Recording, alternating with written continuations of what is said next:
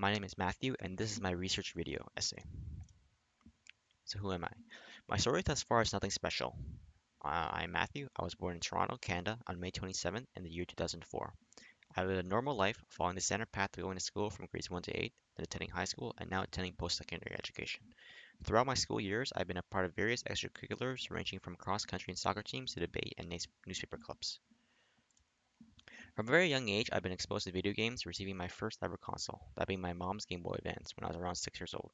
Whether it's a consequence of video games or not, I've always had an interest in philosophy, a curiosity about why things are the way they are, and a propensity to always question the meaning behind things that happen to occur in my life. I believe I can combine my interest in philosophy with work in the political field, as I believe philosophy and politics to be highly intertwined. In the future, I intend to practice law for the same reasons. This is my self portrait.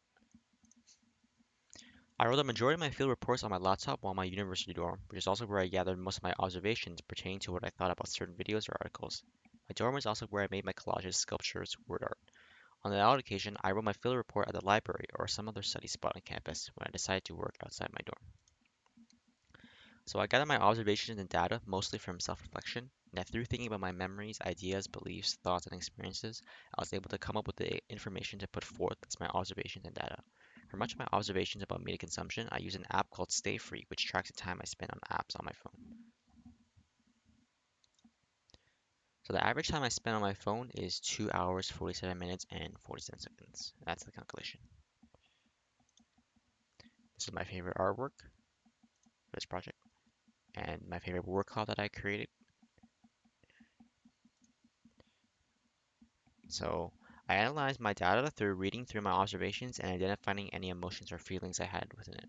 And this is an example of my coding. The patterns and anomalies of my data indicate that the majority of feelings I have when consuming media, in my perception, is either on the spectrum of happiness or sadness, one of the two, and rarely other emotions like distress, surprise, or being angry. This may be a product of how I perceive my emotions or a result of what social media wants me to do.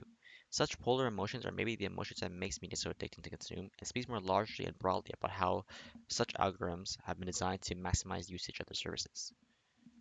So, my analysis has demonstrated to me the multiple ways in which we define progress and how that definition has changed over time. There are vast, intricate, ubiquitous power systems dominate and that manage everything people do and know. Our agency reproduces capitalism and brutal domination, and power creates certain types of knowledge and represses alternative knowledge and ways of knowing. There are many things outside one's peripheral world that is present in society that one is unaware of, but is very influential in one's life.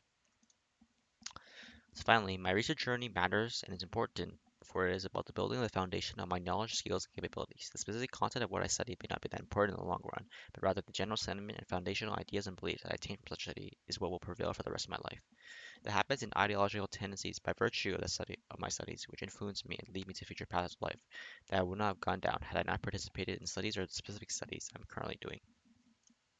And that's it.